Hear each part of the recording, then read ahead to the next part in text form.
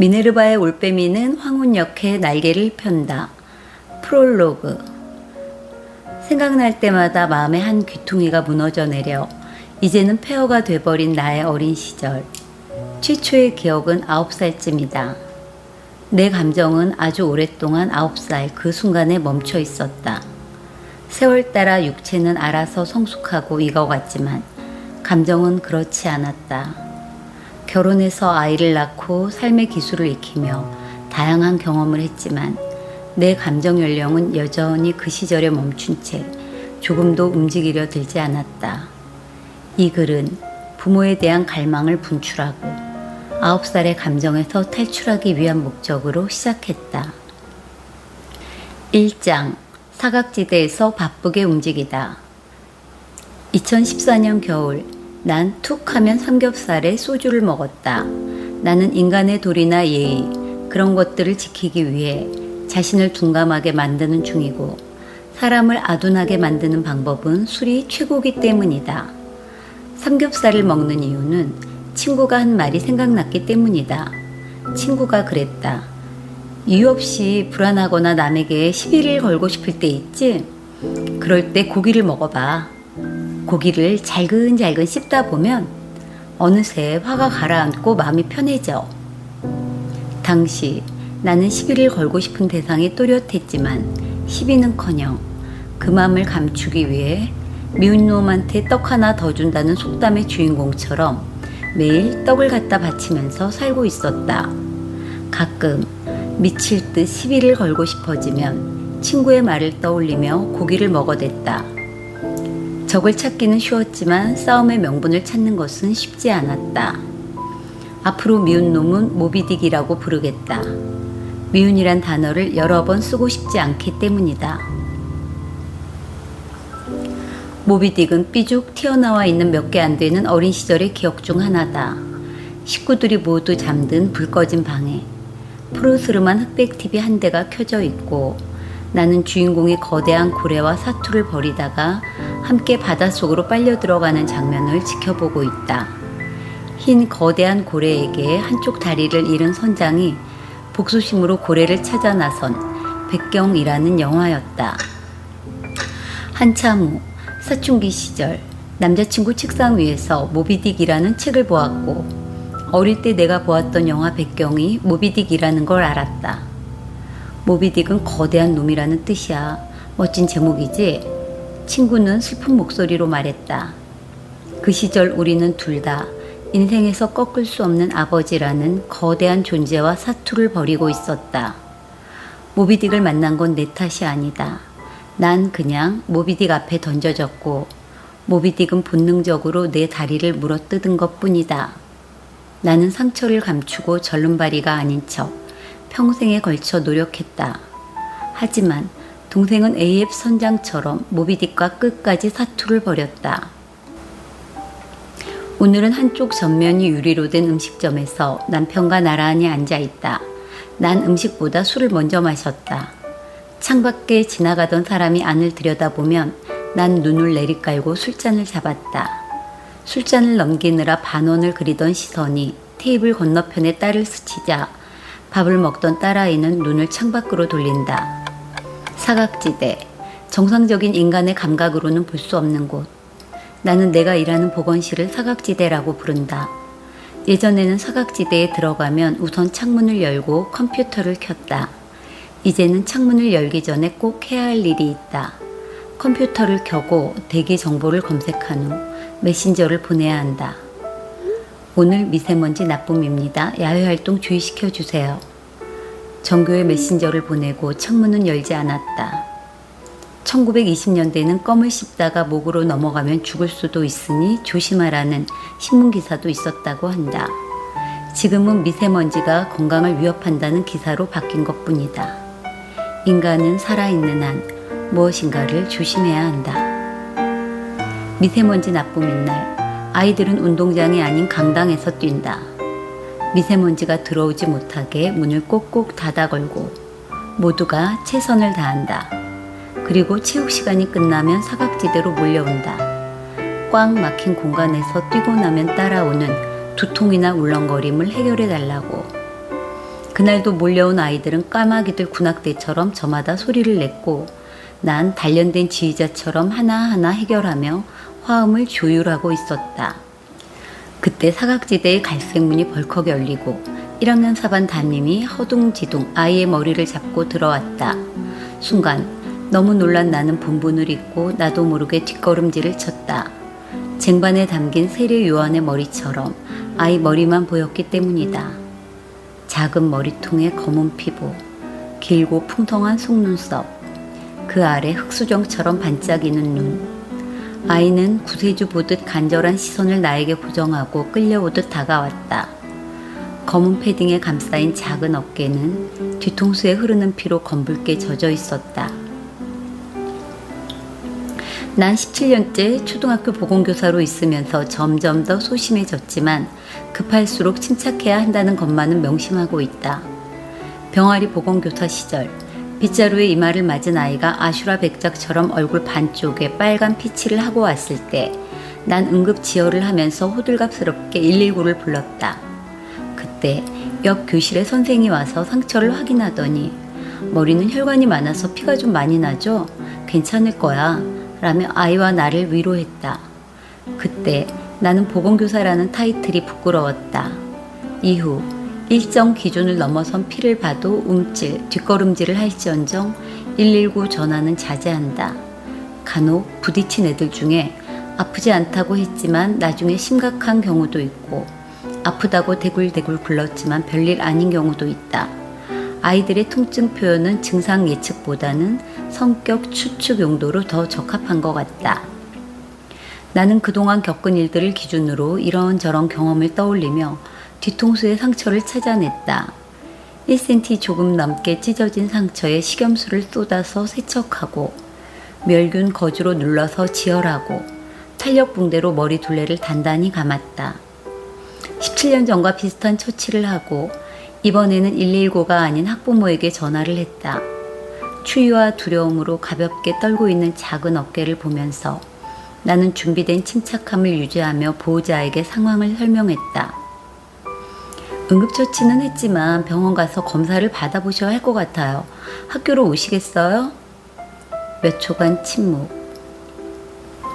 그리고 소리가 너무 낮아서 나보다 한층 더 침착하게 들리는 네라는 대답이 돌아왔다. 잠시 후 아이보다 더 검은 피부에 오른쪽 팔은 깁스를 한 남자가 왔다. 붕대로 머리를 감고 있는 아들을 본 검은 눈동자가 우유에 떠있는 올리브처럼 흔들리더니 길고 풍성한 속눈썹에 눈물이 맺혔다. 박게츠어 이국적 발음. 남자가 말할 때 깡마른 목에 울대뼈가 들썩였다. 남자는 깁스하지 않은 왼손으로 아이의 벌어진 옷을 어설프게 주먹으로 여미고 있다. 이상하게 생각하며 눈을 크게 뜨고 다시 보니 주먹이 아니다. 엄지 하나만 남고 네 손가락이 사라진 주먹처럼 보이는 손이다. 남자는 손가락이 없는 손으로 아들의 옷을 여미고 그 팔에 아이의 가방을 걸쳤다. 그리고 깁스한 팔로 아이의 등을 감싸고 한겨울 바람 속으로 걸어 나갔다. 손가락이 잘리고 부러진 팔로 상처 입은 아들을 끝까지 보호하는 아버지의 위대함. 그런 위대한 아버지를 가까이서 본 것은 처음이었다. 아버지와 아들은 겨울바람에 맞서 학교의 언덕길을 내려갔다. 그들의 뒷모습을 본 순간 가슴 속에서 잠자고 있던 태고적 인류의 한이 출렁거렸고 나는 가늠할 수 없는 슬픔에 휩싸였다. 오전 내내 나의 메마른 얼굴에 뜨거운 눈물이 흘렀다. 아이들이 몰려와서 아픈 곳을 설명하며 나에게 말을 걸어도 눈물은 멈추지 않았다. 선생님 울어요? 왜요? 우는 내가 이상하다는 듯 아이들이 고개를 갸우뚱하는 모습을 보면서 나는 입꼬리를 올려봤지만 눈물은 표정과의 조화도 무시하고 계속 흘렀다. 이상한 날이었다. 그날은 그렇게 아침부터 원인 모를 슬픔의 기운이 내 주변을 맴돌았다. 단골 아이들은 평소처럼 찾아와서 내가 더 깊은 슬픔으로 빠지지 않도록 제 역할을 다했다. 오늘은 연말 통계 공문들을 오전 중에 처리하려고 2교시 성교육 수업도 5교시로 옮겨 놓았다. 업무 사이트를 클릭하자 공지사항 3개가 동시에 떴고 X를 3번 누르기 전에 성훈이가 들어온다. 아침에 사과즙만 먹고 왔는데 속이랑 머리가 안 좋단다. 갈색 물약을 플라스틱 컵에 따랐다. 언제부터였을까? 난 아이들의 사연을 묻지 않는다. 계속 아프면 병원에 가보라고 로봇처럼 덧붙이고 공지사항이 떠있는 컴퓨터로 시선을 돌린 후 한 글자도 읽지 않고 모두 X를 눌렀다. 하지만 공문까지 도착하는 것은 실패다. 메신저가 반짝거렸기 때문이다. 클릭. 시간 되실 때 전화 주세요. 4학년 5반 김나경. 무슨 일이신가요? 일단 메신저로 용건 말씀해 주세요. 메신저를 보내자마자 전화기가 울렸다. 선생님, 아이 한 명 보낼게요. 상담 좀 부탁드려요. 복도에서는 아이들 소리가 점점 가까워지고 있다. 쉬는 시간인가 보다. 잠시 후 새하얀 얼굴, 입술에 마른 귤처럼 하얗게 껍질이 붙어있는 여자아이가 들어왔다. 낯선 얼굴, 4학년 5반에서 보낸 아이다. 피곤하니? 입술이 다 텄네. 쓰라릴 텐데. 바셀린 묻힌 면봉을 주면서 말을 걸었다. 입술에 발라. 어디가 아픈데? 춥니? 어지러워? 속상한 일 있어? 아침 먹었니? 아이는 면봉을 그대로 들고 여러 개의 질문에 괜찮다는 한마디를 던지고 꼬부랑 할머니처럼 허리를 구부린 채 앉았다. 하얗고 표정 없는 일본 귀신이 생각났다. 잠시 후 태권도복을 입은 아이와 야구복을 야무지게 입은 아이들이 오자 하얀 아이는 귀신처럼 사라졌다. 태권도복은 팔에 깁스를 하고 있었다. 배가 아프단다. 소화가 안 돼? 몰라요. 팔은? 겨루기 하다가 성장판 다쳤어요. 유산균 정장대를 먹였다. 옆에 있던 야구복이 갑자기 생각났는지 자기도 발목이 아프다고 한다. 좀 참아보라니 못 참겠다며 얼굴을 한껏 찌푸렸다. 어떻게 아픈데? 갑자기 살짝 아파요. 사각지대로 오는 아이들은 주로 근육통이나 관절통을 호소한다. 별다른 이상을 찾지 못하고 보낸 아이들은 다음날 대부분 웃으며 이렇게 말한다. 쌤, 성장통이래요. 세상에서 유일하게 반가워하며 웃을 수 있는 통증. 어린 시절에 알 수 없는 통증을 신체의 성장으로 보답하듯 어린 시절에 이유 없이 받았던 정신적 고통도 영혼의 성숙으로 보장된다면 얼마나 좋을까. 그나저나 갑자기 살짝 아픈 것은 어떻게 치료해야 하나. 내가 잠시 생각하는 사이 야구복은 발목에 파스를 뿌리기 시작했다. 그때 팔다리를 걷어 올리고 사각지대로 들어오던 아이들이 말한다. 야, 파스 냄새 좋다. 관중의 반응을 읽은 야구복은 더 힘껏 파스를 분사한다. 아이들은 공중에 떠도는 파스 냄새를 맡으며 빨갛게 부어오른 목이 물린 자국을 드러냈다. 전교를 이잡듯 소독하고 교실마다 소독약이 근위병처럼 서 있지만 한겨울에도 모기는 보란듯 아이들의 팔다리를 물고 늘어졌다. 인간들이 규칙적으로 하는 철저한 방역의 최대 피해자는 적어도 모기는 아닌 것 같다. 컴퓨터는 또 자동 로그아웃. 5번째 로그인. 웃으면 행복해진다고 했으니까 일단 웃어볼까? 아침엔 입꼬리 올리고 울더니 이젠 좀처럼 진척되지 않는 일을 앞에 놓고 웃음을 시도해본다. 한 번 웃으면 한 번 젊어진다는 말도 있지만 이런 웃음은 입이 찢겨져서 웃는 삐에로처럼 얼굴이 찌릿하다. 점심시간도 되기 전에 에너지가 바닥나 버렸다. 이럴 때 사용하는 처방이 있다. 커피 믹스. 한두 개로 성에 안 찬다. 3개를 컵에 넣고 뜨거운 물을 부었다. 코카콜라의 비법보다 더 신비로운 커피 믹스의 비밀. 메마른 심신이 물에 닿으면 피어나는 꽃처럼 살아났다. 얼마 후 똑똑똑 차분하고 밝은 노크 소리가 울리고 문이 열렸다. 기쁨이다. 점심시간마다 오는 아이다. 기쁨이는 보건실에 오면 일단 창밖을 보며 장미와 인사를 나눈다. 12월임에도 화단에는 붉은 장미 2송이가 비현실적으로 피어 있었다. 장미꽃과 인사를 나눈 뒤 기쁨이는 팔을 걷고 혈당을 체크하고 빠르게 주사기를 꽂는다. 야무진 손놀림으로 일을 마친 기쁨이는 얘기 보따리를 풀기 시작했다. 선생님, 그 애한테 오늘 칭찬받았어요. 수학 시간에 제가 좀 도와줬거든요. 제가 수학을 좀 하잖아요. 천일야화처럼 자기가 몰래 좋아하는 남자아이에 대한 얘기를 매일 조금씩 들려준다. 기쁨의 얘기가 끝나고 점심시간이 끝날 때쯤 아이들이 몰려오고 그때 전율 같은 휴대폰 진동이 드르륵 울렸다. 익숙한 번호. 눈을 질끈 감고 통화 버튼을 눌렀다. 최인훈의 소설 광장에서 읽은 한 줄이 떠올랐다. 신과 가장 빨리 만나는 방법은 눈을 감는 것이다. 지금이 바로 신과 만나야 하는 순간이다.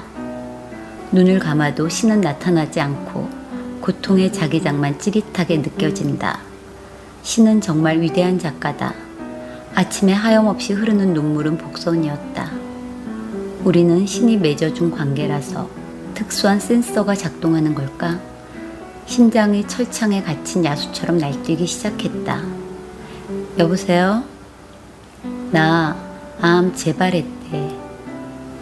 나는 거울에 시선을 고정한 채 순식간에 뜨거워진 눈을 부릅뜨고 속으로 말했다. 그럴 줄 알았잖니? 거울 속의 얼굴이 전투 중인 성벽처럼 무너지고 있었다. 나이가 들수록 내 얼굴 어느 부분에서 자매들의 얼굴이 보인다. 그 얼굴들은 숙명의 동굴을 상기시키며 나를 번번이 9살 아이로 퇴행시킨다. 나는 동굴에서 도망치듯 시선을 거울 밖으로 돌렸다. 가장자리를 장식하던 꽃이 떨어진 거울 모서리는 늙은 세일즈맨의 어깨처럼 딱해 보였다.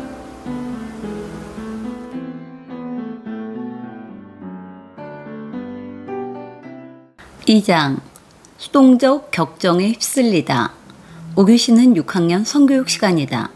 대부분의 경우 업무는 하면 할수록 익숙해져서 부담이 줄어드는 경향을 따른다. 그런데 경험을 할수록 어려워진 업무가 하나 있다. 성교육이다.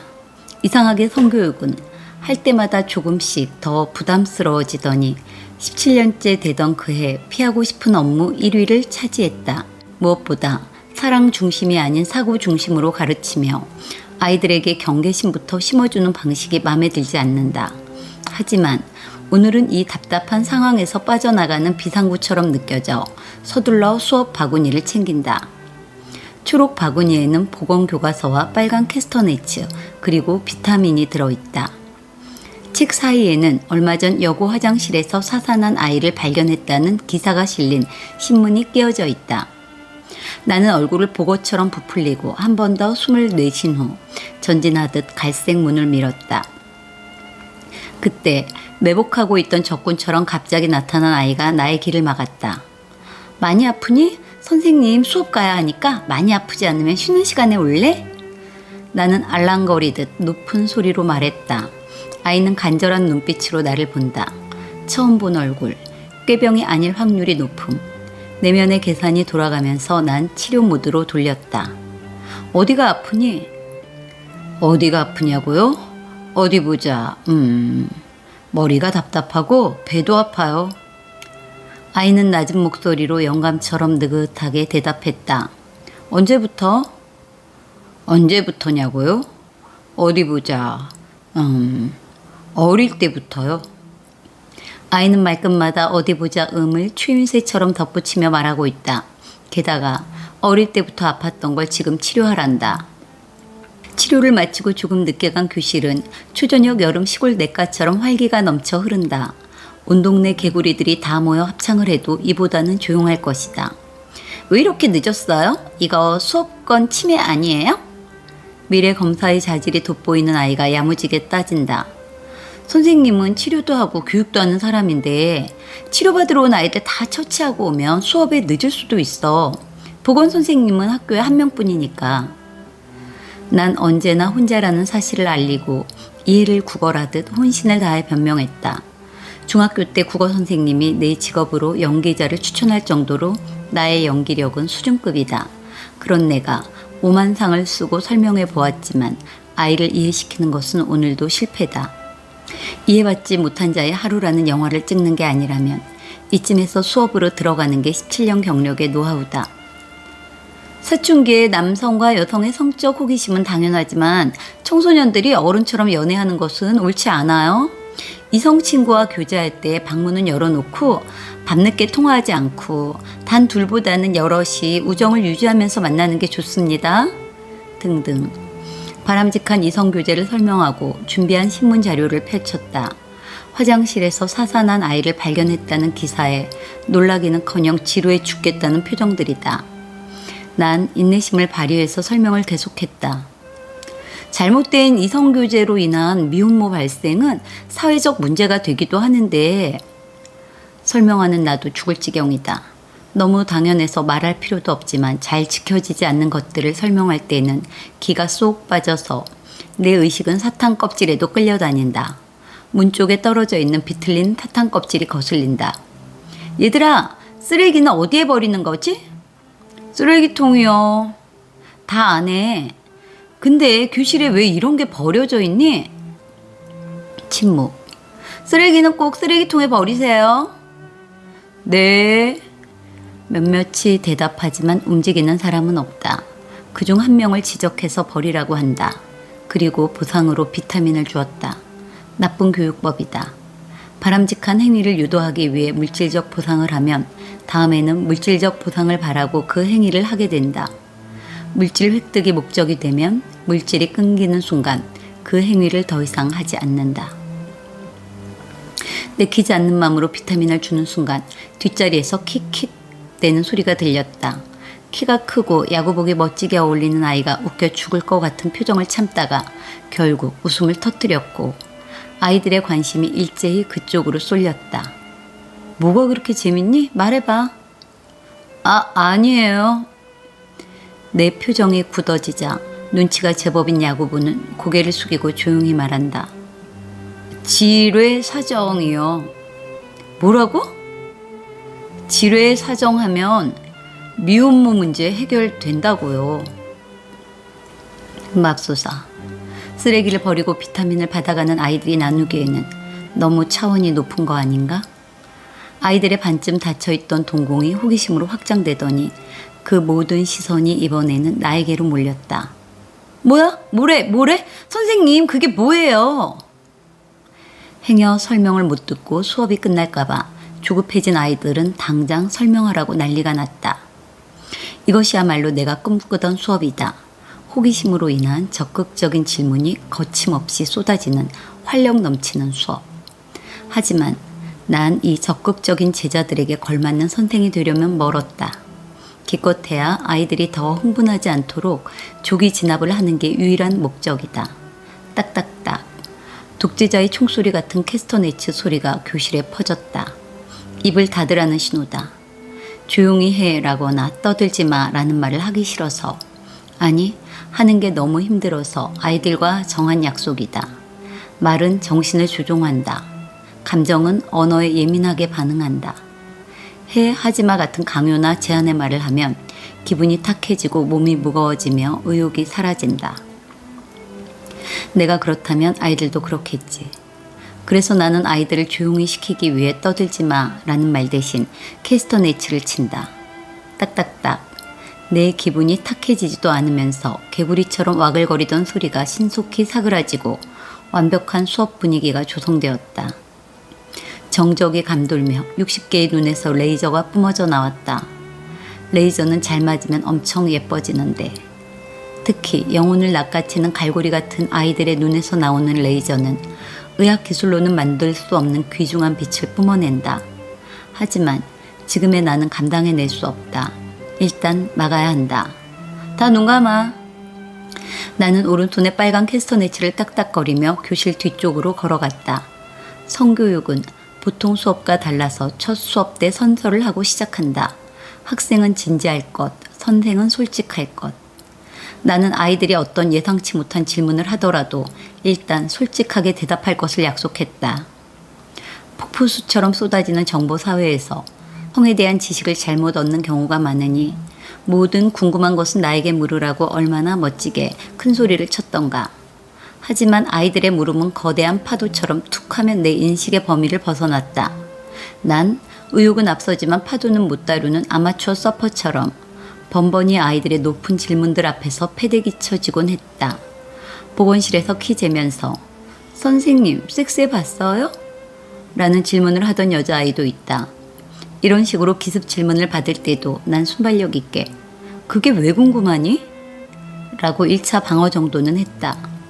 한숨 돌리기도 전에 정액이 여자 피부에 좋다는데 맞아요? 태연한 표정으로 아이가 물었다. 6학년이지만 또래보다 몸집이 작아서 4학년 정도로 보이는 아이다. 평소 말도 거의 없지만 무슨 말을 하던 표정 변화가 없는 아이다. 말과 흥분을 동시에 하는 나의 2차 방어는 실패다. 어디서 그런 말을 주워 들었는지 왜 궁금한지 알고 싶지도 않고 그냥 상대 자체를 피하고 싶다. 이럴 때 쓰기 딱 좋은 단어도 알고 있다. 안물안궁. 요즘 아이들이 쓰는 줄임말은 뜻을 새길 여유가 없어서 감정 없이 메시지만 전달하기에 제격이다. 안 물어봤어, 안 궁금해 라고 거북이처럼 또박또박 말하다 보면 동시에 감정이 더해져서 그런 매정한 말은 웬만해서 하지 못한다. 하지만 안물안궁은 단순한 소리일 뿐 감정이 전달되지 않아 하루에 수백 번도 더 말할 수 있다. 성교육 교사라는 타이틀을 가진 이유로 나는 아이들에게 다양한 질문을 받는다. 키스는 몇 살부터 하는 거예요? 근데 우리 아빠 생식기는 언제 엄마한테 들어간 거예요? 아이들은 아무 때나 예상치 못한 질문을 던졌고 난 기습 질문에 종종 휘둘렸다. 스피노자라는 철학자는 감정에는 두 가지가 있다고 했다. 행동에 따르는 능동적 감정과 격정만 일으키는 수동적 감정. 그리고 능동적 감정으로 살 때 인간은 적극적으로 행동하는 자유인이라고 했다. 능동적으로 질문을 하는 아이들은 자유인처럼 거침이 없다. 반면 수동적 감정으로 꽉 찬 나는 격정의 소용돌이 속에서 난파선처럼 이리저리 휩쓸리다 툭 하면 뒤집히곤 했다. 그리고 이 일로 인해 얼마 후 수동적인 학교도 발칵 뒤집혔다. 능동적으로 정액의 영양가를 궁금해하는 여자아이와 지뢰사정으로 미혼모의 사회적 문제를 해결하면 된다는 야구부가 사귀는 사이였기 때문이다. 난 갈색 문 앞에 멍하니 서 있었다.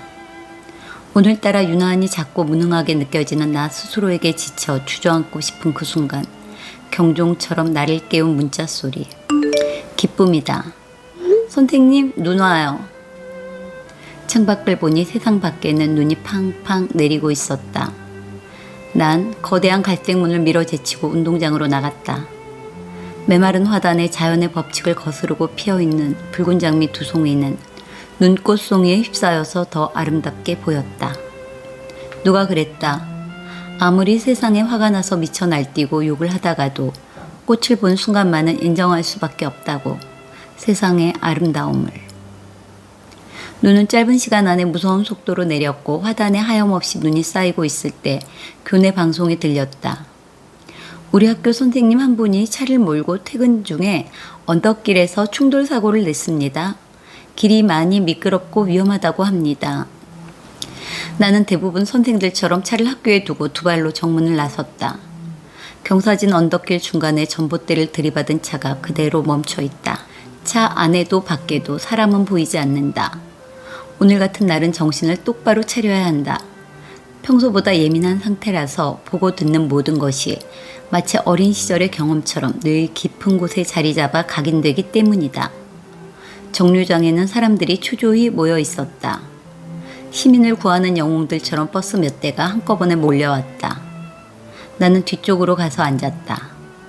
버스는 점점 사람들로 채워지고 내 앞에는 한 의자에 엄마와 아이가 함께 있었다. 엄마는 몸을 45도 틀어서 다리를 바깥쪽으로 내놓고 아이는 앞좌석 등받이와 엄마 사이에 서 있어서 가끔 나와 눈이 마주쳤다. 아이는 예쁘게 화장을 한 엄마의 옆모습을 보면서 끊임없이 제잘거렸다. 눈이 와서 더 신이 난 걸까? 아이는 신나는 목소리로 엄마한테 자기를 한껏 표현하고 있다. 쉴 새 없이 말하는 아이에게 형편없는 엄마가 한마디 한다.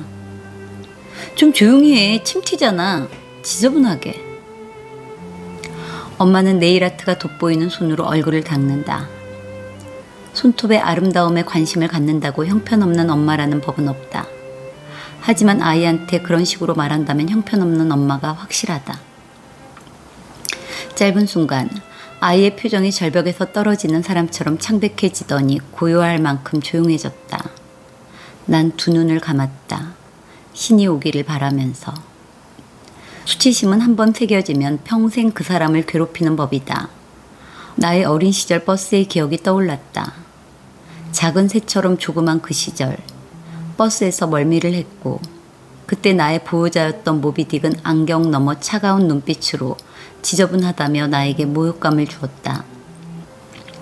아직도 나는 안경 쓴 사람들한테서 그런 눈빛을 문득 느끼면 멀미가 난다. 집에 오는 내내 절벽에서 떨어지는 아이의 눈동자가 진자 운동처럼 아른거리고 나는 최면에 걸린 사람처럼 편의점으로 향했다. 자기 경멸 같은 쓴웃음을 지으며 막걸리 한 병을 샀다. 모비딕도 평생 막걸리를 마셨는데 시원한 요구르트 빛깔의 막걸리가 온몸으로 흡수되면서 아늑한 고요함이 나를 현실에서 멀리 데려가 주었다. 술은 속수무책인 육체와 혼돈스러운 정신을 싸잡아 깊고 푸른 심연으로 몰아넣었다. 대가는 다음날 아침 눈 뜨자마자 오롯이 내 몸으로 치러야 했다.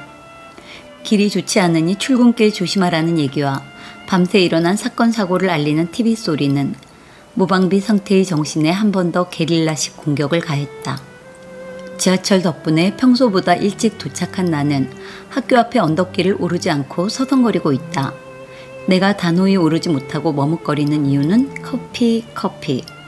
커피가 머릿속에서 떠나지 않기 때문이다. 술과 커피, 나에게 이것들은 뭘까? 절제와 억압의 간극을 좁히는 것은 나의 평생 과제다. 억압은 물리적인 짓누름이라 일시적이지만 절제는 믿음이라 영원하다. 나는 내일부터 끊어야지, 오늘이 마지막이야 라고 중얼거리며 맥도날드 안으로 들어갔다. 노랗고 거대한 유방을 가진 맥도날드는 현대인의 욕구를 채워주는 대리모 역할을 하느라 이른 아침에도 분주했다.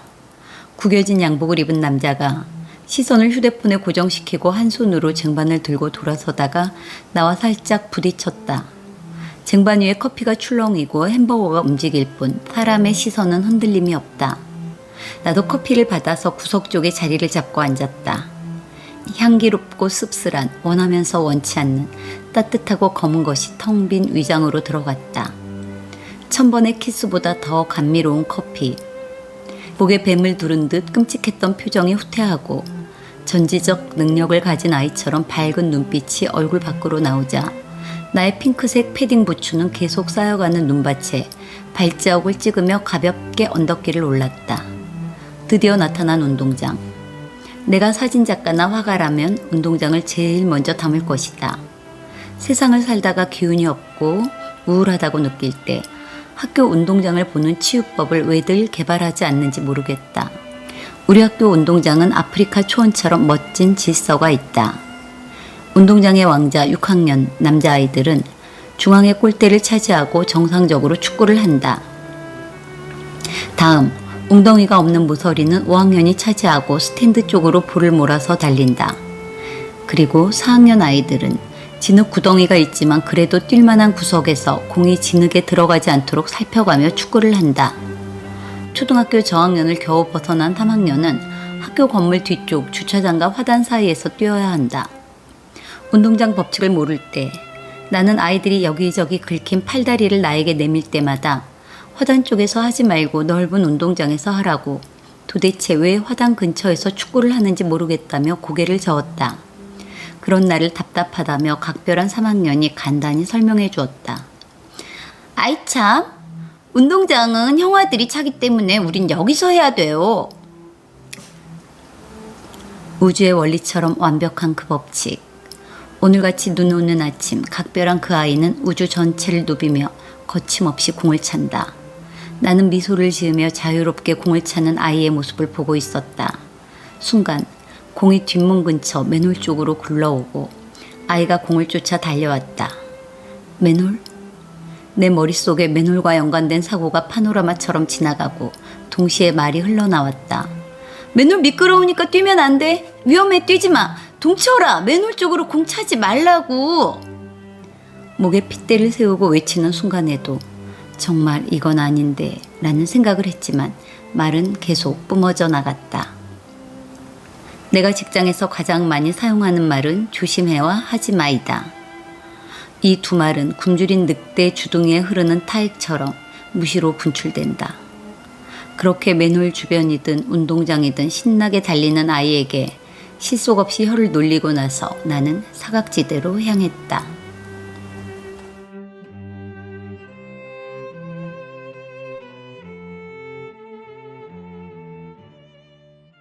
3장 사각지대를 벗어나다. 특별실만 있는 본관 2층은 무덤처럼 고요했다. 학교는 특이한 기운이 감돈다. 아이들의 영혼이 여울거리는 느낌이라고나 할까. 공포체험도 귀신의 집보다 작은 비상등이 켜있는 학교의 빈 교실이나 과학실, 도서실 이런 곳이 더 무섭다. 복도 끝의 과학실은 리모델링 예정이어서 지금은 사용하지 않고 있다. 그런데 거기서 기척이 느껴졌다.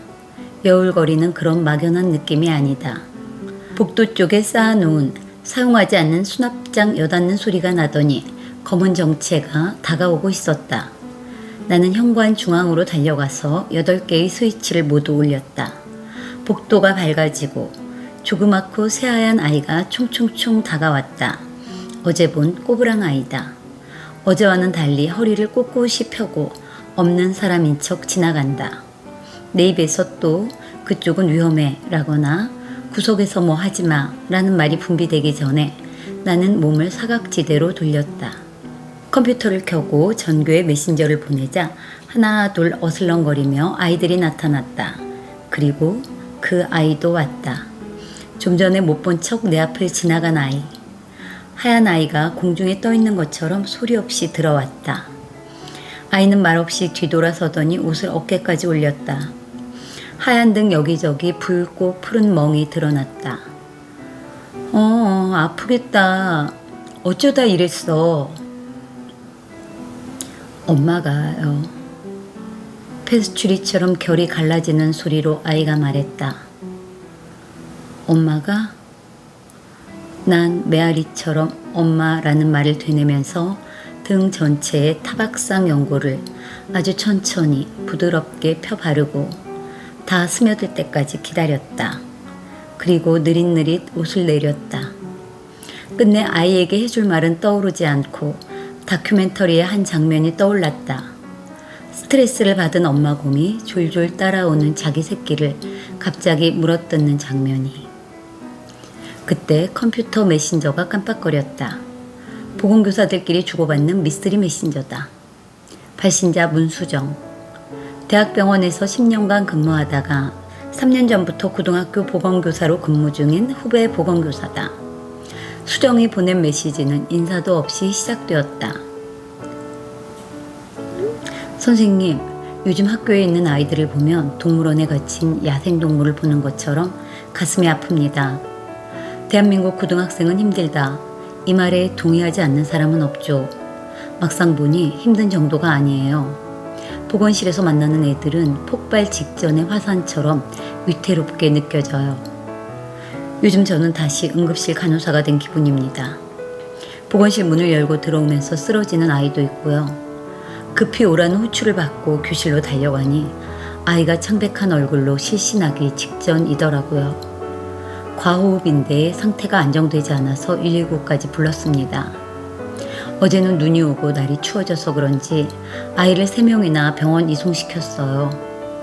병원에 있다가 학교로 와서 나이트 근무 없다고 좋아했는데 어디가 불편한지 말도 안 하고 인상만 쓰는 아이들을 보면 나도 지쳐가고 환자 없는 틈틈이 보건교육, 주번지도, 자율학습 지도까지 하라는 요구를 받으면 학교라는 게 참 외로운 곳이라는 생각이 듭니다. 그 와중에 편하게 학교 생활하는 법도 터득했어요. 애들이 오면 스핑크스처럼 험악하게 질문을 해서 애들을 다 내쫓고 보건실을 전용 사무실처럼 쓰는 경우도 봤거든요. 보건교사로 3년, 어디에 집중해야 할지 갈피를 잡지 못하고 있습니다. 그래도 이런 일은 제가 얼마든지 감당할 수 있어요. 근데요, 오늘 정말 무서운 일이 생겼어요. 제 능력으로 감당할 수 없는 일이라는 생각이 들어서 너무 힘드네요. 이 자리에서 감당해야 하는 전문적인 업무의 기준은 어디까지인가요? 10년 넘게 이 일을 하신 선배님께 묻고 싶습니다. 직업으로서 보건교사만의 자부심은 있으신가요? 수정의 메신저를 읽고 난 마음이 심란해졌다. 무섭다고 말한 게 뭔지 느껴졌기 때문이다. 보건교사들은 웬만해서 무섭다는 말을 하지 않는다. 수백 명 이상의 아이들이 모인 장소에서 매일매일 일어나는 크고 작은 사건들, 그저 그런 자잘한 날들 속에 목숨이 걸린 문제를 치른 무용담 한두 개쯤은 다들 갖고 있다. 학교에서 1인 의료인으로서 모든 결정을 홀로 내리고 혼자 움직이는데, 그럴 때 허둥대며 어린애처럼 굴면 자부심은커녕 자괴감만 밀려온다. 세월이 흐를수록 옆 학교에서 일어난 사고까지 축적돼서 얼굴은 지구를 떠받치는 아틀라스처럼 찌그러지고, 나를 향해 오는 소리는 모두 사이렌 소리로 들리는 정신적 장애가 생겨도 겁먹은 티는 내지 않는다. 가끔 술 기운을 빌려 직장이 너무 무섭다고 칭얼대다가 잠이 드는 내게 후배가 묻는다. 10년을 넘게 근무한 보건교사로서 이 일에 자부심이 있냐고. 나는 오늘 해야 할 일 목록 맨 아래 수정쌤 전화라고 적어놓고 식당으로 갔다. 나는 보건교사 17년 차에 자부심은커녕 부적응만 점점 늘어나고 있음을 인정하지 않을 수 없다. 공맞은 아이는 언제나 오지만 무엇을 해줘야 할지 17년 내내 고민이니 이것도 부적응. 그리고 다리에 쥐가 났다며 5학년 남자아이가 절뚝거리며 왔다. 나는 그런 아이들이 오면 읽어보라고 코팅해 놓은 것을 건네주었다. 성장기 어린이들이 쑥쑥 잘 자라기 위해서는 칼슘과 마그네슘 섭취가 중요합니다. 칼슘과 마그네슘은 성장에도 중요하지만 근육 수축에도 중요하니까 부족하지 않도록 신경 써야 합니다. 칼슘이 세포 안으로 들어와 근육을 수축한 후 마그네슘이 들어와야 칼슘이 세포 밖으로 빠져나가면서 근육이 이완되는데, 만약 마그네슘이 없다면 칼슘은 오도 가도 못하고 세포 안에 갇혀서 과도한 근육 수축을 일으키는 것입니다. 쥐는 근육 경련인데 심장 근육의 경련이 일어나면 아주 위험할 수도 있습니다. 우리 몸은 칼슘은 저장하지만 마그네슘은 저장하지 않기 때문에 마그네슘이 풍부한 녹색 채소와 등푸른 생선, 콩을 매일 섭취해야 합니다. 아이가 소리내서 읽는 동안 나의 왼쪽 눈밑이 서너 번 경련이 일어났다. 마그네슘이 고갈된 지 한 달쯤 된 것 같다. 밥 먹고 1시간도 지나지 않았는데 속이 허전하다. 냉장고에서 파인애플이랑 코코넛 건과일 봉지를 꺼냈다. 파인애플 한 봉지를 다 먹었는데 간에 기별도 가지 않는다. 코코넛도 뜯었다. 입을 열고 코코넛 쪼가리를 봉지째 털어넣자 널브러져 있던 정신이 형체를 추스렸다. 그리고 올 것이 왔다. 따릉따릉 짧은 교내 벨소리. 선생님 바쁘시죠? 소독 언제 해요? 정수기 주변에 벌레가 있어요. 업체 오면 얘기 좀 해주세요. 수고하세요. 상냥하게 말하고 끊긴 전화. 나는 오늘 이 순간은 영원할 것이다 라는 니체의 영원 회귀 사상을 의도적으로 떠올렸다. 벌레가 있다는 것을 소독업체에 말해달라는 전화를 받는 순간, 나는 차이코프스키 베스트 곡을 틀고 아이들 방문 기록을 보건전산일지로 옮겼다. 전교생 1200명, 오늘은 72명의 아이들이 치료를 받거나 약을 먹고 갔다. 병원에 갈 이유는 없지만 케어가 필요한 사각지대 유형의 아이들이다. 유튜브 화면 아래 좋아요 73,840, 싫어요 2,208 이라는 숫자가 보였다. 나는 이 208을 뚫어져라 쳐다봤다. 물론 차이코프스키의 베스트 곡을 싫어할 수도 있다. 하지만 구테어 유튜브까지 찾아와서 듣고는 엄지손가락을 아래로 척 내리는 사람들. 그들을 상대하는 건 쉬운 일이 아니다. 나는 이 권태롭고 긴장된 시간이 흐르는 모순적 공간에서 자부심은커녕 적응조차 힘에 부쳤다. 나는 오늘 할 일 마지막 목록에 적혀있는 일을 하기 위해 휴대폰을 눌렀다. 수정은 문자로 답했다. 지금 경찰서에 있어요. 정리되면 연락할게요. 난 수정을 만나기 전까지 자부심의 답을 찾아보기로 했다. 자부심, 자기와 관련 있는 것에 대하여 스스로 그 가치나 능력을 믿고 당당히 여기는 마음. 보건실이라는 공간에서 자부심을 뚜렷이 느끼지 못했던 가장 큰 이유는 컨트롤할 수 없는 문어발식 업무들 때문이다. 보건이라는 광범위한 단어에 교묘하게 얽힌 업무들은 서로를 수시로 방해하며 나의 뇌를 일시 정지시키곤 했다. 나는 나에게 할당된 업무 분장표를 들여다보았다. 응급처치 및 외상치료, 보건위생교육 이라고 적혀있는 업무 분장표를 떼었다. 뒷면에 새하얀 무한한 공간이 드러났다. 내 나이 45. 누구나 세상 편하고 안정적이라고 말하지만 자부심은 찾아볼 수 없는 직장을 그렇게 내 인생에서 떼어냈다. 일주일 뒤 수정과 만났다. 수정은 유럽 귀족의 서재 분위기가 풍기는 커다란 가죽 의자에 앉아 있었다. 청보라색 코트를 어깨에 걸치고 은은한 상아색 원피스가 보기 좋은 수정의 몸을 감쌌다. 날씬한 허리에는 골드펄이 반짝이는 벨트가 느슨하게 매어 있다. 다행이다. 여전해서. 난 수정의 등을 토닥이며 말했다. 우리는 칵테일을 한 잔씩 시켰다. 수정은 코스모스를, 나는 코스모폴리탄을. 코스모스는 복잡한 우주를 간단하게 설명한 칼 세이건의 책처럼 칵테일을 대중에게 친근하게 선보이고 싶어서 만들었다고 바텐더가 설명했다. 코스모스를 마시면서 우주의 조화와 신비로움을 느끼기 바란다고 덧붙였다.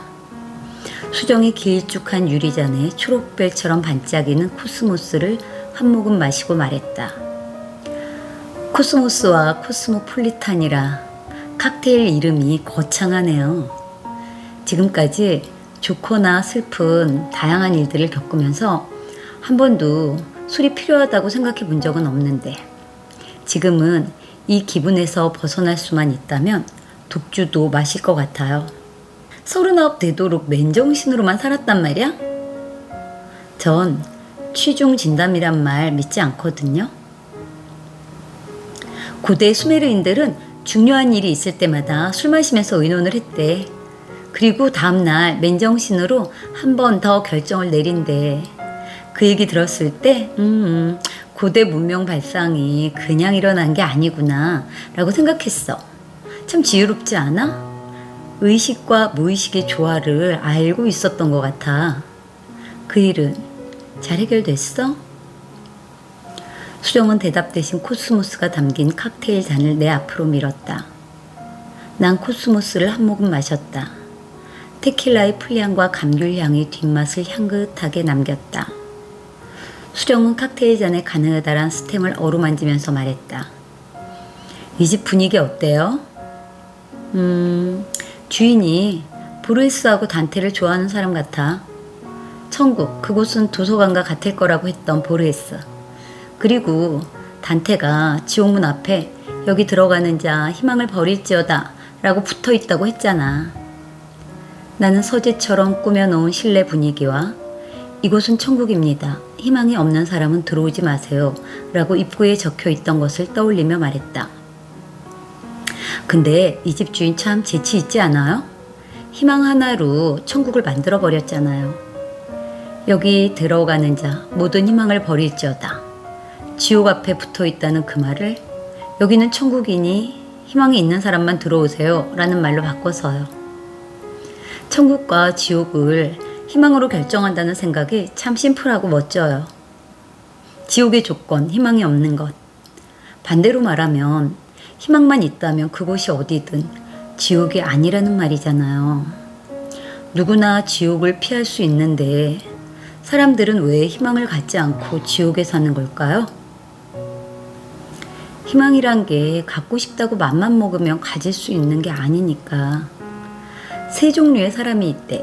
희망이 없는 사람, 희망이 있는 사람, 희망은 있지만 실천하지 않는 사람. 희망은 있는데 행동이 따르지 않는다? 어떻게 희망이 있는데 행동이 따르지 않을 수 있죠? 글쎄, 생각에 힘이 없어서 그렇겠지. 생각에 힘이 없으면 행동으로 이어지지 않으니까. 수정은 새싹 같은 빛깔의 잔을 들어 올리고 빤히 쳐다보다가 한 모금 마시고 나서 입을 열었다. 저 요즘 지옥에서 일해요. 요즘 고등학교는 지옥이거든요. 희망을 품지 않고 살아가는 수백 명의 아이들이 학교에 모여 있어요. 희망이라는 무형의 자산은 정신력으로 소유하는 건데 설마 아이들이 자기 의지로 희망을 포기하고 자발적으로 지옥에 있는 걸까요? 그게 아니라면 누가 아이들의 희망을 뺏은 걸까요? 글쎄, 그 아이 입장에서 가장 파워 있는 사람이겠지. 그때 일주일 전에 우리 학생이 자살을 했어요. 가끔 보건실에 와서 잠도 자고 얘기도 하고 그러던 앤데 별다른 정서 행동상의 문제는 없었거든요. 제가 경찰서까지 갔던 이유는 저한테 쪽지를 남기고 가서 그런 거예요. 수정은 중간 부분이 매직으로 검게 가려진 편지를 내밀었다. 발견했을 때부터 그렇게 칠해져 있었다고 하더라고요. 문수정 선생님 안녕하세요. 저 재훈이에요. 쌤이 자살 예방 담당이시라면서요. 비만 예방에 성폭력 예방에 자살 예방까지 그런 것들이 교육으로 예방되는지는 모르겠지만 쌤 골치 좀 아프시겠어요? 감사하고 죄송합니다. 이 편지를 받고 쌤이 상처받지 않길 바래요. 누군가에게 상처를 준다는 건 생각만으로도 너무 끔찍하거든요. 지옥 같은 세상에서 이렇게 탈출하는 저를 이해해 주시길 바랍니다. 그리고 여러 줄이 검은 매직으로 그어져 있었다. 쌤한테 진짜 당부드릴 게 있어요. 선생님은 결혼하실 때 꼭 사랑하는 사람과 하세요. 제가 어른들을 보니까 학벌, 재산 이런 조건들 보고 결혼한 사람보다 서로 취향이 통하고 성격이 맞는 사람들이 더 행복하게 사는 것 같아요. 서로 계산하듯 맞춰서 결혼한 사람들은 부모가 돼도 자식한테 계산을 하거든요. 쌤은 빨강머리 앤에서 앤과 길버트처럼 집 앞에서 서로의 관심에 대해 한참 동안 서서 얘기를 나눌 수 있는 그런 사람과 결혼하면 좋겠어요. 저는 이 세상에서 한 번도 느껴보지 못한 유능감을 처음이자 마지막으로 발휘해 봅니다. 그러니 이것을 슬픔으로만 기억하지 마시길 바래요. 안녕히 계세요. 빨간머리 앤? 그거 기억나요? 작년 봄에 우리 도서 모임에서 빨강머리 앤 했던 거. 그때 재훈이가 저랑 그 책에 관해 얘기를 좀 했거든요. 재훈이는 앤 마니아였어요. 시리즈가 총 10권인데 그걸 원서로 다 읽었더라고요. 근데 그 작가 루시 몽고메리가 끝이 안 좋다고 해서 좀 충격받았는데 재훈이까지 그렇게.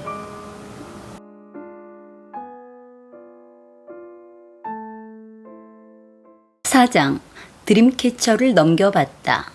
2015년 2월 사각지대에서의 마지막 날 학교에서 방황하는 아이들의 핫플레이스인 보건실은 여전히 분쟁적이고 중복적이며 권태로운 일들이 일어나고 있지만 소염제를 먹어도 가라앉지 않던 염증과 몇 달 동안 파들거리던 눈떨림이 사표를 내고 완전히 사라졌다. 금이간 모서리에 붙여놓은 약장의 투명 테이프는 끝이 조금 더 벗겨졌고 가장자리 꽃이 떨어진 거울도 여전히 벽에 걸려있지만 결국은 아무것도 아니었다. 오직 한순간만 나의 것이었던 그것들에 의해 나는 피로했고 우울했나 보다.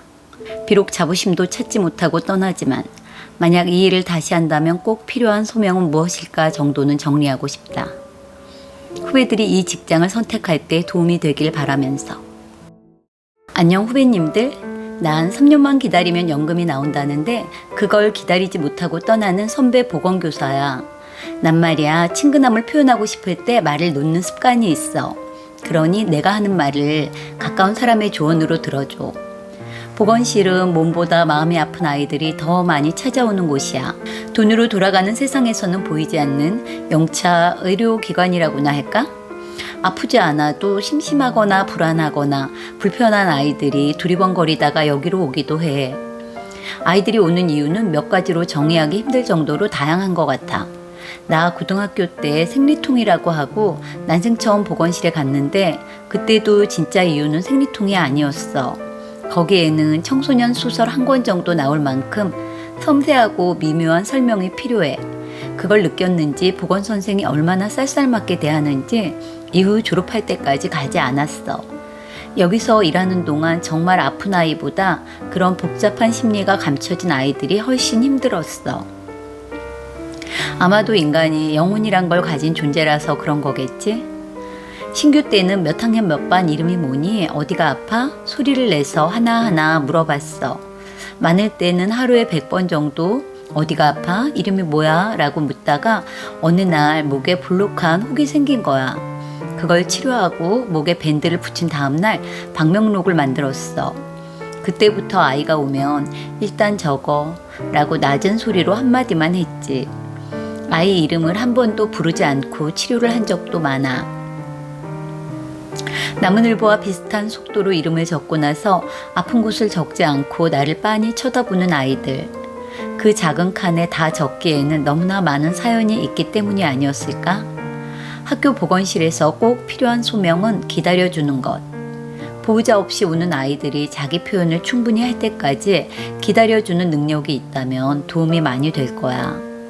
자주 오는 애들 대부분이 일상적인 안정이 안 되는 아이라서 사실 조건 없이 그냥 잘해주고 싶지만 너무 자주 오면 슬슬 지겨워질지 몰라. 언젠가 딸아이가 그러더라. 엄마, 보건실에서 정말 신경 써야 하는 애들은 그 애들 아니야? 정말 아프면 병원을 가겠지. 두 번째 소명은 판단 없는 수용. 판단 없이 수용한다는 것은 무조건적인 사랑에 버금갈 만한 심리적 기술이 필요해. 근데 잡다한 업무 분장과 그 많은 공문을 앞에 두고 이건 정말 쉬운 일이 아니야. 보건실에서 일지에 적는 순간 부모와 담임에게 알람으로 그 내용이 전달되는 시스템이 마련되면 좋을 것 같아.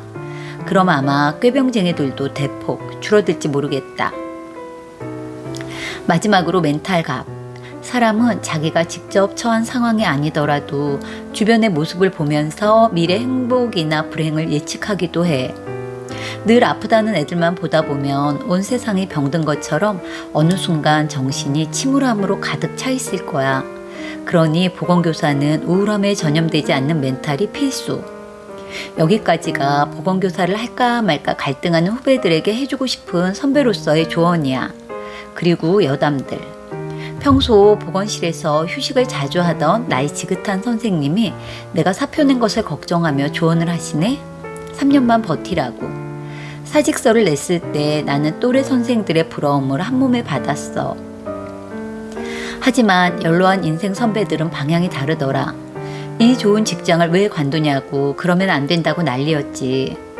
같은 결정이라도 나이에 따라 평가가 완전히 다른 걸 보고 내가 나이 들면 이 결정을 후회할지도 모르겠구나 라는 걱정이 잠시 엄습했지만 문제는 이 순간이 너무 힘들다는 거야. 동료들과 당분간 이런 대화를 해야 할 텐데 뭐라고 대답하는 게 좋을까? 우선 거침없이 맘속을 말해볼게. 일이 나랑 안 맞았거든요. 이곳에서 일하면서 외로웠어요. 다들 일이 편해서 좋겠다고 할 때마다 이해받지 못하는 답답함을 느꼈거든요. 부책임자한테 미안해서 일이 있어도 조퇴도 못하고 점점 복지와 건강관리 수준은 높아져서 해야 할 일은 불어나는데 전문가가 해야 한다며 건강과 관련된 온갖 일 다 시키지만 진짜 전문가로 인정받는 느낌은 받지 못했거든요. 이제 와서 말인데 이 세상에 건강과 관련 없는 일이 몇 개나 있겠어요. 코걸이, 귀걸이 모든 게 건강과 연결되잖아요. 세월이 흐를수록 그런 게 점점 더 힘들더라고요. 이것이 팩트. 하지만 핑계 투성이 같아 끝인사로 마음에 들지 않는다. 혼자서 이런저런 대답을 하다가 이렇게 말하기로 했어. 그냥 놀고 싶어서요. 대답을 하고 나니 심플하고 멋진 게 드라마 주인공이라도 된 기분이네. 복잡한 세상을 심플하게 사는 방법은 이거였나 봐. 심플하게 말하기. 후배님들, 보건실은 외롭고 힘들게 느껴질 때도 있어. 하지만 좋은 일을 할 수 있는 기회가 100만 번이나 있는 축복받은 공간이기도 해. 그러니 일하다가 여기저기 치여서 문득 자기 굴욕감이 느껴져도 마음의 문을 너무 세게 닫으면 안 돼. 나를 이해하는 사람들이 주변에는 늘 있거든. 다시 만날 그날까지 안녕.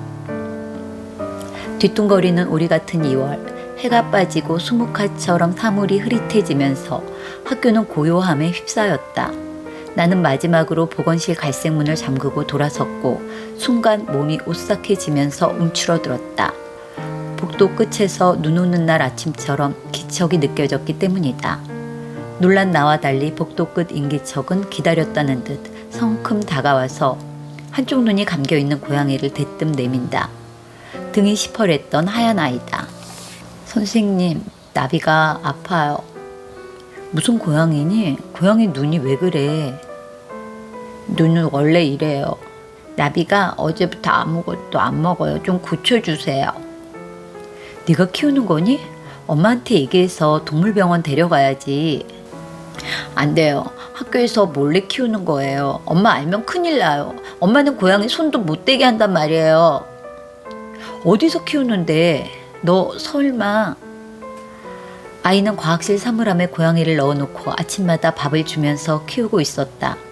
사물함이 더러워지면 옆으로 옮겨가며 키웠다고 당당하게 말하고 이제는 당신 차례라는 듯 고양이를 내게 들이밀고 있다. 그때 길고양이들을 위해 사료를 채워놓고 다니는 뒷모습 하나가 떠올랐다. 난 최근 통화 기록을 찾아 버튼을 누르고 지금 상황에 대해 낱낱이 보고했고 동생은 유능한 해결사처럼 한마디로 문제를 해결했다. 데리고 와. 나는 마지막으로 학교에서 가장 좋아했던 공간인 운동장을 한 번 더 보았다.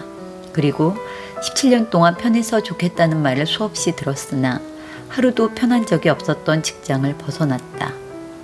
조수석에 웅크린 외눈박이 고양이를 보면서 앞으로 웃고 싶지 않을 때 웃지 않으며 살 것을 맹세했다. 도로는 계속 먹어야 하는 저주를 받은 사람의 내장처럼 꾸역꾸역 밀려드는 차들로 꽉 차 있었다. 머리 위에는 두꺼운 회색 구름이 바위처럼 육중하게 떠있고 독특한 구름 때문인지 거리는 우주전쟁이 나서 피난길을 떠나는 영화 속의 한 장면 같았다. 햇살 한 줄기 없는 흐린 날이었지만 난 음식점 문을 열기 전에 선글라스를 썼다. 동생은 한쪽 팔로 수저를 놓고 있다. 마비된 왼쪽 팔은 썩은 생선처럼 늘어져서 동생이 움직일 때마다 살짝 출렁거렸다. 몸은 어때? 그냥 그래. 한쪽 팔로 살다 보니 좀 불편한 정도?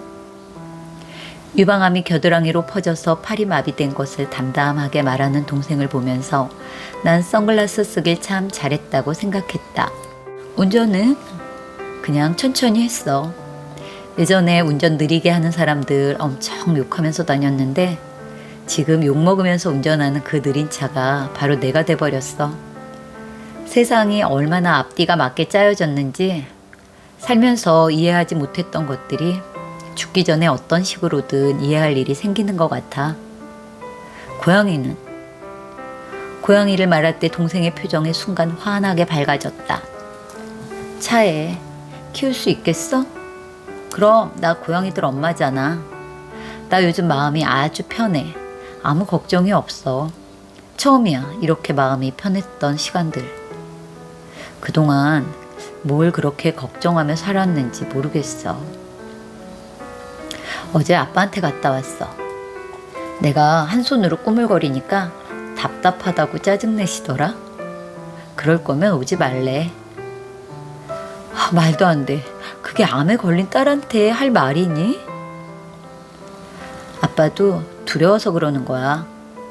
내가 병에 걸린 게 나보다 더 무서워서 보기가 힘든 거지. 아빠가 그러는 거 이해할 수 있어. 화가 잔뜩 난 불안한 어린애니까. 아빠는 어린 시절 할아버지에 대한 두려움에서 벗어나지 못하고 평생을 멈춰 있기 때문에 온 세상에 끝없이 자기만 이해하고 사랑하길 요구하는 거야. 애정결핍이니까. 우리도 어린 시절의 상처가 만만치 않잖아. 그걸 벗어나지 못하면 자기도 모르게 누군가한테 그 상처를 퍼붓고 있을 거야. 그 대상은 자기거나 자기가 가장 사랑하는 사람. 그도 아니면 불특정 다수가 되겠지. 애정 결핍이 그렇게 무서운 거야. 죽음이란 무엇인가? 죽음과 가까워진 동생은 모든 걸 이해하고 초월한 철학자처럼 편안해 보였다. 덩달아 마음이 편해진 나는 선글라스를 벗고 술잔을 입으로 가져갔다. 빈속에 알코올이 식도로 넘어가면서 황홀감이 솟아오르고 술은 능숙하게 우울함을 밀어냈다. 창밖에는 빗물이 삶의 비애를 수긍하는 여인의 눈물처럼 흐르고 있었다. 보통 사람들이 죽음을 선고받을 때 나오는 첫 번째 반응은 부정과 분노다. 하지만 동생은 달랐다. 마치 그동안의 노력에 대한 보상을 받은 사람처럼 만족해했다. 암 선고를 받고 나서 비로소 악몽에서 벗어나 삶에 안도하는 사람이 바로 내 동생의 슬픈 자화상이다. 나는 나도 모르는 슬픔이 올라오지 않도록 술을 한 모금 더 밀어 넣었다. 잠시 후 동생은 비닐 가방을 테이블 위에 놓았다. 안에는 하얀 깃털과 보라색 깃털이 매달린 동그란 드림캐쳐가 들어있었다. 인사동에도 있더라. 동생과 함께 여행을 갔던 곳. 발리에서 처음 본 드림캐쳐. 아메리카 원주민들이 악몽을 걸러주고 좋은 꿈만 꾸게 해준다는 의미로 만들었다고 가이드가 설명했다.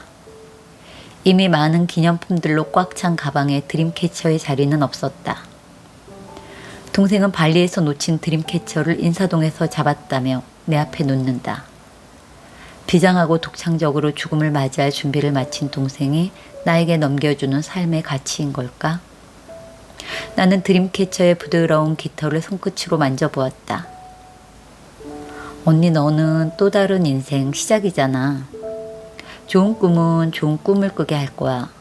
과거에 매몰되지 말고 진짜 원하는 꿈을 이루길 바래. 꿈은 이루어진다잖아. 넌 꿈이 있었니? 그럼 나 원래 작가가 꿈이었어. 고등학교 때 몰래 써놓은 멜로소설도 있었는걸?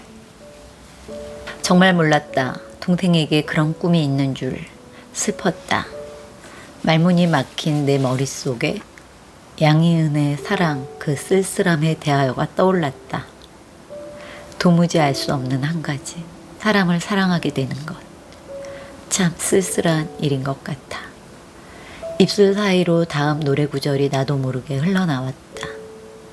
사랑이 끝나고 난 뒤에는 이 세상도 끝나고. 노래와 슬픔은 중간에 목구멍에서 술에 쓸려 내려갔고 술은 고통스러운 영혼 사이사이로 흘러들어갔다. 내 몸은 지금 아픈 데가 없다. 평소 나는 과로와 고통을 피하려고 철저하게 계획한다.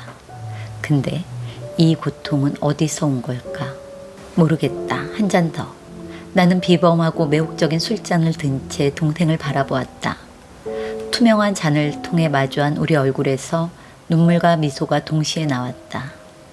웃고 싶지 않을 때 웃지 않기로 맹세까지 했지만 행복의 끝자락이라도 잡아보려니 이 방법 말고 아는 게 없다. 우리는 제법 많이 웃었다. 술은 죽음에 대한 승리였고 무력함을 다채롭게 표현하는 화사한 색채의 마술이었다. 25년 전 엄마는 유방에 커다란 암덩어리가 생겨서 한쪽 유방을 완전히 제거했다. 한쪽 유방이 없어도 엄마는 아마존 여전사처럼 힘차게 살았다. 5년 이내에 재발하지 않으면 안심해도 된다는 5년이 되는 해.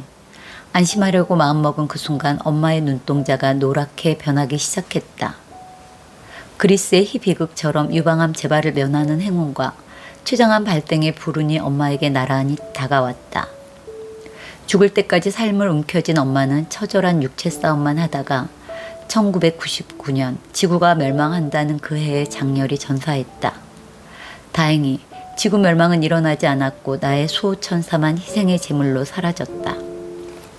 난 달리는 차 안에서 건물 비상구 계단에서 정신 나간 사람처럼 울면서 상실감을 견디다가 엘리자베스 비숍의 한 가지 기술을 읊조리며 애도식을 치르고 평소처럼 먹고 살았다. 한 가지 기술. 상실의 기술을 익히기는 어렵지 않다. 많은 것들이 본래부터 상실될 의도로 채워진 듯하니 그것들을 잃는다고 재앙은 아니다. 날마다 무엇인가를 잃어버리라. 이후 반갑지 않은 암세포가 툭하면 우리 집 여자들에게 들러붙었다. 첫째 난소암과 자궁암, 둘째 난소암, 막내 유방암. 딸 5명 중 3명이 모두 40대에 암 선고를 받고 수술을 해치웠다. 넷째인 나는 건강검진을 할 때마다 그 막강한 유전적 소인에 대한 주의를 들어야 했지만 사실 우리 자매들에게는 유전보다 강력한 행동 패턴이 있다. 우리는 목구멍에 유리 조각이 박힌 사람들이라서 언제나 마취제가 필요했고 어른들의 잔소리를 듣지 않는 어른이 되자마자 스스로를 마취시키며 사는 버릇을 들였다. 행복한 사람에게도 불행한 사람에게도 가을은 언제나 기품 있게 인간을 찾아온다. 나는 말티즈 테리와 근처 호숫가로 새벽 산책을 나갔다. 그때 맞은편에서 오던 개가 갑자기 전력을 다해 도망가더니 위험, 진입 금지 경고가 붙어있는 공사 중인 다리에 자리를 잡고 울기 시작했다. 순식간에 줄을 놓친 주인은 애타게 불러보지만 공포심에 사로잡힌 개는 군데군데 부러진 다리에서 나올 생각이 없다. 딱히 잘못한 거 없이 미안해진 나는 그 자리에 멈춰서 서럽게 울고 있는 개를 안타까움으로 지켜보았다. 내 곁에 테리는 미안함은커녕 바닥에 있는 나뭇가지에 코를 박고 식물 연구 중이다. 산책만 나오면 테리는 다른 개들은 본체만 채 나무와 돌에만 관심을 쏟는다. 그 위대한 몰입을 존경하는 마음으로 나는 테리를 박사님이라고 부른다. 개를 놓친 주인은 발을 동동 구르며 말했다. 개를 무서워해서 그런 거예요. 나는 연구 논문이라도 쓸 기세로 그루터기를 탐색하고 있는 박사님을 끌고 서둘러 자리를 피했지만 한참 동안 개 울음소리를 들으며 걸어야 했다. 곡소리처럼 서러운 개소리가 호숫가 전체에 스며들었고 난 슬픈 계시를 받은 사람처럼 눈물이 솟구쳤다. 거짓 공포를 피하려고 목숨이 위험한 곳으로 도망친 그 행동이 너무 친숙해서 특별한 노력 없이 나는 그 개의 행동을 이해했다. 두려움을 피해 탈출한 마지막 비상구가 언제 무너질지 모를 다리 위라니. 나는 혼비백산 도망가서 울고 있는 개를 보면서 아무도 도울 수 없는 곳에서 홀로 떨고 있는 얼굴을 떠올렸다.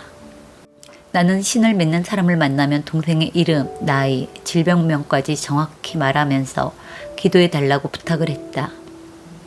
보다시피 나는 명백한 유신론자다. 나같이 신을 만나지 못한 유신론자가 제일 안타깝다.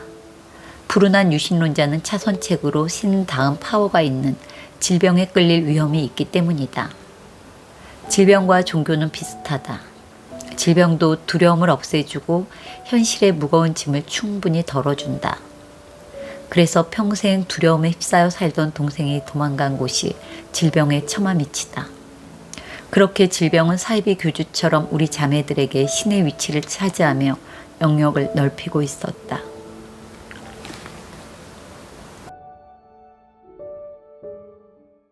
(5장) 그 중에 제일은 사랑이라. 2016년 10월의 어느 멋진 날, 동생과 나는 병원 입구에서 시간을 다 보내고 있다. 병원 주차장 입구가 꾸역꾸역 모여드는 차들로 막혀있는 걸 보면 우리만 그런 건 아닌 것 같다. 한참 후 주차장을 벗어나면 진료를 기다리느라 또 한참을 보내야 한다. 이 많은 사람들이 황금 같은 시간에 병원 지붕 밑에서 옹기종기 모여 있다니. 평일 낮에 사람이 가장 많이 모이는 곳이 의학의 첨단을 달리는 대학병원이라면 호모사피엔스의 지식으로 만들어진 사회는 성공일까 실패일까? 이런저런 생각을 하는 사이 동생이 치료를 마치고 나왔다. 우리는 좀 더 편히 쉴 수 있는 곳을 찾아 찜질방으로 갔다. 그날따라 그곳은 아픈 사람이 유난히 많이 모여 있었다. 타오르는 황금빛 꽃불에서 좋은 에너지가 나온다며 사람들은 앞다퉈 환부를 노출했다. 동생도 자연스럽게 마비된 팔과 가슴을 드러냈다. 옆에서 검게 썩어 들어가는 다리를 쬐고 있던 노인이 젊은 사람이 왜 이렇게 됐냐며 애는 없냐며 안타까워했다. 애 없어요. 내가 살면서 제일 잘한 게 있다면 애를 낳지 않은 거예요. 가늘고 떨리는 소리임에도 확신이 묻어났다. 암세포들은 어디서 에너지를 얻는지 빠른 속도로 동생의 온몸을 장악해 나가고 있었다. 동생은 쇄골 아래 마약 패치 3장을 붙이고 평상 위에 눕더니 약기운이 돌자 중얼거리기 시작했다. 정말 오래 살고 싶다는 생각은 한 번도 안 해봤어. 시간의 길이는 아무 의미가 없으니까. 근데 돌이켜보니까 하루도 온전한 감각으로 산 날이 없는 것 같아. 하루라도 건강하게 살 기회가 주어진다면 또렷하고 여성스럽게 살고 싶어. 언제부턴가 난 여성스러움 자체를 거부하고 살았는데 지금 보니까 여성스러운 게 가장 위대하고 신비롭게 보여. 부드러움, 관용, 받아들임, 이런 것들. 사는 내내 만취 상태에서 역주행을 한 느낌이야. 허구한 날 이미 지나간 것들 꼬리를 물고 늘어지느라 단 한 번도 내 앞에 있는 게 뭔지 또렷이 본 적이 없는 것 같아. 세상은 그저 순간인데 정말 후회되는 건 살면서 제대로 된 사랑을 한 번도 못했다는 거야. 억지 사랑으로 질투심에 미치고 결혼까지 해봤지만 결혼했어도 오로지 내 고통을 보여주고 싶다는 마음뿐이었어. 걱정과 두려움과 불안을 나누는 게 내가 사랑을 확인하는 유일한 길이었으니까. 무엇보다 난 사랑이 별거 아니라고 생각했어.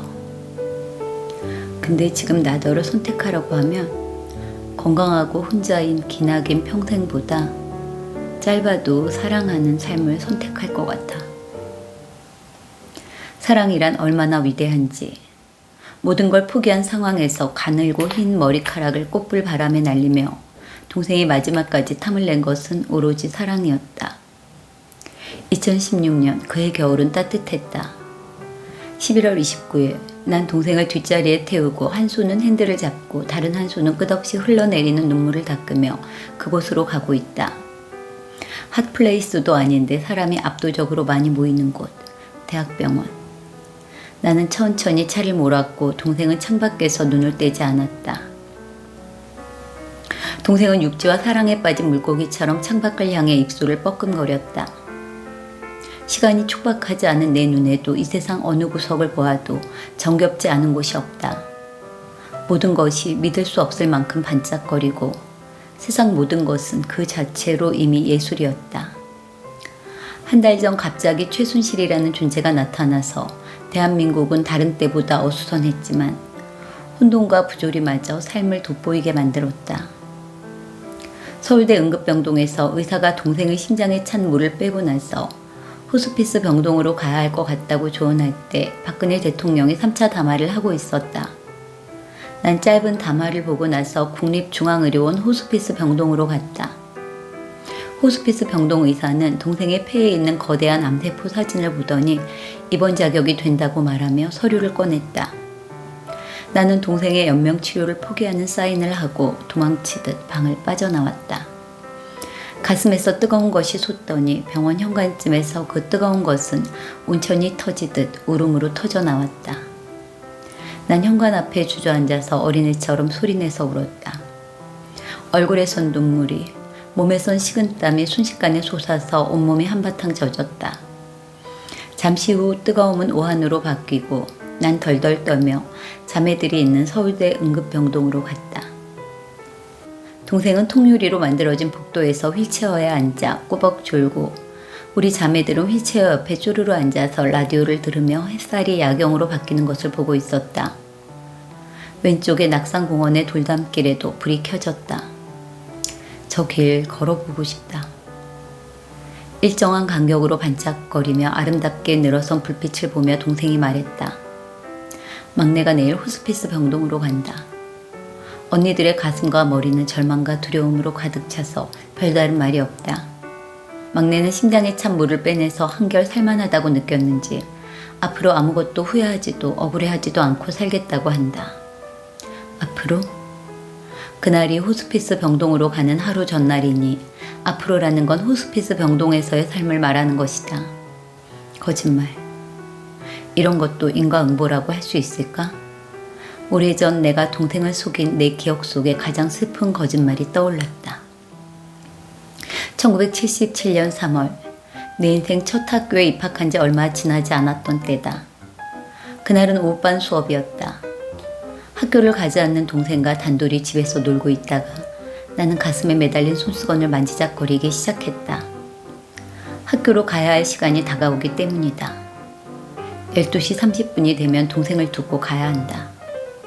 난 그게 너무 싫어서 그 시간이 오지 않도록 막기로 결정하고 동생한테 시계는 쳐다보면 안 가니까 계속 쳐다보고 있으라고 시켰다. 언니 말이면 무엇이든 믿는 동생은 시계만 뚫어져라 쳐다보고 있었다. 당시 내 어린 생각에 시계바늘은 보고 있으면 움직이지 않고 안 보고 있을 때 후딱 지나가 버린 경험을 바탕으로 시계는 지켜보고 있으면 안 갈 거라 믿었기 때문이다. 하지만 그날의 시계는 우리가 버젓이 보고 있는데도 움직이지 않으며 지나갔고 비정한 12시 30분이 되었다. 난 시계만 쳐다보고 있는 동생을 두고 울면서 학교로 달려갔다. 이번엔 반대다. 동생이 나를 속이고 있다. 희망이 있는 한 죽음이 오지 않을 거라고. 우리는 시간을 멈추기 위해 시계만 쳐다봤듯이 죽음을 멈추기 위해 희망만 쳐다보았다. 하지만 우리가 지켜보고 있어도 단호하게 지나가는 시간처럼 희망으로 버티고 있어도 죽음은 다가왔다. 마치 움직이지 않으면서 지나가는 시계바늘처럼 기척 없이 죽음은 다가오고 있었다. 2016년 12월 24일 어제 사람이 죽어나간 후 앙칼지고 모진 소독약 냄새가 온 병동에 퍼졌다. 사람이 죽었지만 병동의 크리스마스 트리 전구는 하나도 빠짐없이 켜졌다. 여기서는 사람이 죽어도 놀라거나 요란스럽게 동요를 하지 않는다. 밤이 되면 해가 지듯 자연스럽게 지나간다. 호스피스 병동에 오기 전날부터 더 건강하게 살 것을 맹세한 동생이 거울을 한참 들여다보더니 가쁜 숨을 헐떡이며 말한다. 나 개 같지? 나나? 암세포가 목에 임파선까지 꽉꽉 채워서 턱선이 사라진 모습을 보고 우리는 동시에 피터팬 만화에 나오는 머리에 레이스 두르고 아이를 돌보는 커다란 개 나나를 떠올렸다. 그게 동생의 마지막 유머였다. 동생은 아름다운 손거울을 잡고 퉁퉁 부었지만 나나처럼 귀여운 거울 속의 얼굴에게 마지막 인사를 속삭였다. 잘 버텼다. 그치? 그 병원에서 제일 좋은 방에는 마리방이라는 이름이 붙어있다. 누워있던 환자들은 마지막엔 모두 마리방으로 간다. 동생도 결국 마리방으로 갔다. 그런데 내 동생 이름이 박마리다. 마리는 마리방에서 바람결 같은 마지막 숨결을 내쉬었다. 그렇게 동생은 역사를 마무리했다. 2016년 12월 28일 하나의 혼돈이 끝났다. 한겨울이었지만 날씨는 봄날처럼 포근했고 평소보다 맑고 파란 하늘엔 구름이 한가로이 흘러가고 있었다. 잘가 마리야. 귀여운 내 동생. 다른 세상에선 잘 적응하고 마음껏 사랑하면서 살아. 우리 이런 슬픈 인연으론 두 번 다시 만나지 말자. 난 동생에게 영원한 작별 인사를 했다. 2017년 2월 14일 사람이 죽은 뒤 영혼이 떠난다는 49일째 남은 자매들이 다시 모였다. 마리가 호스피스 병동에 들어가기 전날 밤 대학로 낙산공원 불빛을 보며 나눴던 삶에 대한 각오. 그로 인해 우리는 슬픔 대신 달콤한 미래를 꿈꾸며 슬픔을 피해갈 수 있었다. 하지만 희망에도 골든타임이 있었으니 마리가 떠난 자리는 자식처럼 키우던 개와 고양이 앞에 흩어진 사료통, 꽉 차있는 옷장과 신발장, 그리고 열려있는 화장품 파우치가 남았다. 이것이 마리가 아닌 모르는 사람이 남긴 자리라면 난 아마도 갑작스런 사고를 당해 떠난 거라고 생각했을 것이다. 목숨처럼 소중히 여겼으나 무덤에 싸들고 가지 못한 재산은 마리가 제일 싫어하는 아줌마가 차지했다. 삶을 정리하는 시간과 맞바꾼 인스턴트 희망의 결과는 그렇게 최악의 에필로그로 막을 내렸다. 살아있는 인간들의 사회는 혼돈의 시대가 여전히 진행 중이다. 최순실은 흔들리지 않고 변함없이 언론과 특검의 폐악질에 분노한다고 자신의 심정을 토로했다. 미성숙한 열정은 자기가 받는 것이 관심이든 모욕이든 상관하지 않고 활활 타올랐다. 죽기 전에 동생은 선각자 같은 어투를 많이 썼다. 인간은 어느 시점에서 자신의 의지와 무관하게 새겨진 형상을 지우고 자신이 원하는 형상을 새기는 작업을 시작해야 한대. 책의 밑줄까지 쳐가며 나에게 강조한 그 말이 유난히 내 가슴에 남는다. 동생이 떠난 뒤 많은 상념과 함께 몇 년의 시간이 지나고 세월의 강물은 2019년 봄이 한창일 때 내 또래의 여배우가 자살했다는 슬픈 기사가 났다. 그 분위기를 틈타서 어떤 사람이 TV에서 45세부터 49세의 나이는 여성이 가장 불행을 느끼는 시기라고 말하고 있다. 갱년기란다. 갱년기. 인체가 성숙기에서 노년기로 접어드는 시기. 대개 40살에서 50살 사이에 신체 기능이 저하되는데 여성의 경우 생식 기능이 없어지고 월경이 정지되며 남성의 경우 성기능이 감퇴되는 현상이 나타난다 라고 표준국어 대사전에 나와 있다. 난 1970년생이다. 갱년기다. 어린이도 청춘도 노인도 아닌 갱년기는 사랑스럽지도 않고 나약하지도 않아서 지긋한 위로의 눈빛 한번 받기 힘든 사각지대 나이다. 하지만 사각지대에도 꽃은 피는 법. 나는 표준국어 대사전의 의미를 곱씹다가 무시하기로 결정하고 나만의 갱년기를 다시 정의했다. 갱년기, 다시 시작하는 해. 그동안 나는 나를 바꾸고 싶어서 책을 읽고 여행을 떠나고 공부도 했다. 옷을 사고 머리를 바꾸고 이름도 바꿨다. 하지만 타성에 젖은 소심한 마음을 품은 상태에선 정말 내가 원하는 게 뭔지 선명히 알 수 없었다. 엄만 그동안 동굴에서 살았어. 앞으로 정말 멋지게 살고 싶은데 이 동굴 안에선 그렇게 될 수가 없어. 왜냐면 계속 메아리 소리가 들리거든. 벗어나고 싶어. 근데 이 동굴을 탈출하는 게 쉬운 일이 아니야.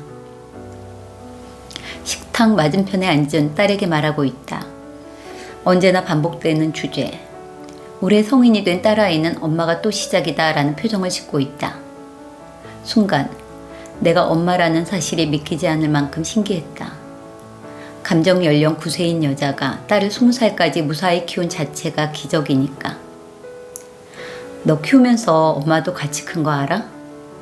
딸아이는 알 듯 모를 듯 의미심장한 미소를 짓는다. 그때 벨이 울리며 오래전에 입력해 놓은 번호가 떴다. 너 미령이 맞니? 이혼 안 하고 잘 살고 있어? 혹시 이름 바꿨니? 너 찾느라 얼마나 고생한지 알아?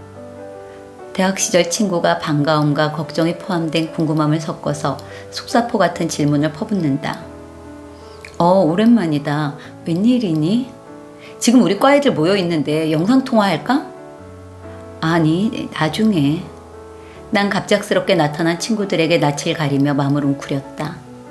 10월에 89 전체 모임 있으니까 그땐 꼭 보자. 밴드도 가입하고.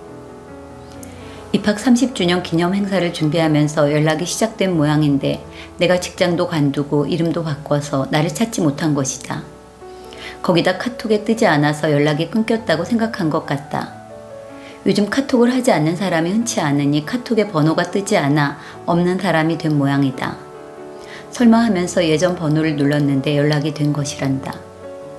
밴드 안에는 지금은 갱년기가 된 고려대학교 간호학과 89학번들의 대학 시절 사진들이 있었다.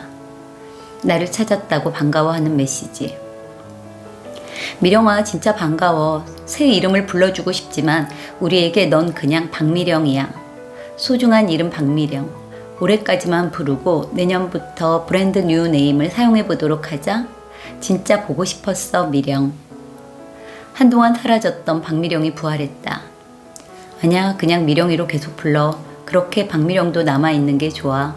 라고 응답을 했다. 포크로 사과를 한 입 베어물고 있던 딸아이가 나의 대학 시절 모습을 한참 쳐다본다.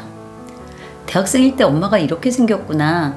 내 나이 때 엄마 보니까 진짜 신기하다. 근데 엄마 이름은 왜 바꿨어? 미령이도 좋았는데. 글쎄, 나는 10년 전에 아름답고 영리한 미령에서 함께 끌고 가는 서연으로 이름을 바꿨다. 왜 바꿨을까? 미령이는 가시 박힌 젖은 옷을 입고 있는 사람처럼 늘 아프고 불편했다. 그래서 어딜 가도 까칠하고 예민했다. 세월이 흐를수록 나 스스로 그런 내가 힘들었다. 모든 방법을 동원해서 내가 바꿀 수 있는 것들을 하나씩 바꿨고 이름도 그래서 바꿨다.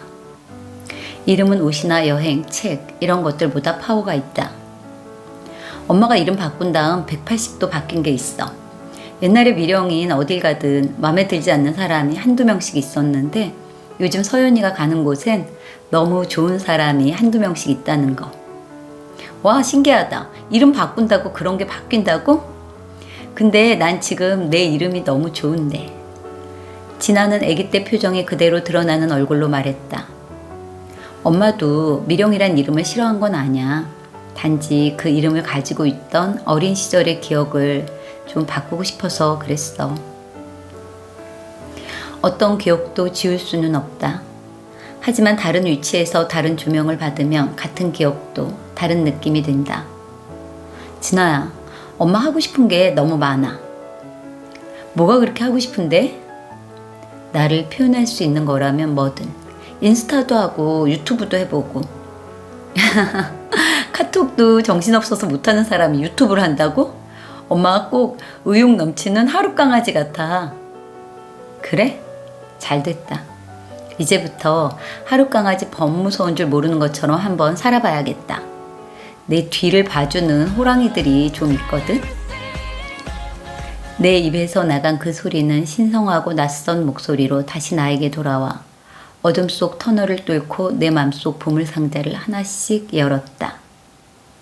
그 안에서 꺼져가던 불꽃은 다시 타올라 내 주변을 온통 아름답고 온화한 황금빛으로 반짝반짝 채워나갔다.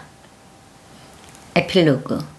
초여름, 비가 한바탕 내리고 햇살이 한풀 꺾인 한적한 거리의 오후 시간. 쾌락주의자는 이 세상의 아름다움을 찾아 떠난다. 눈앞에 수천 개의 활짝 핀 해바라기 들판이 펼쳐졌다. 초록색 초원을 지나갈 때 바람이 속삭인다. 안아드립니다. 난 저항 없이 순수한 품에 안겼다. 육신의 다정함을 외면하지 않은 영혼을 가진 사람들이 모여들었다.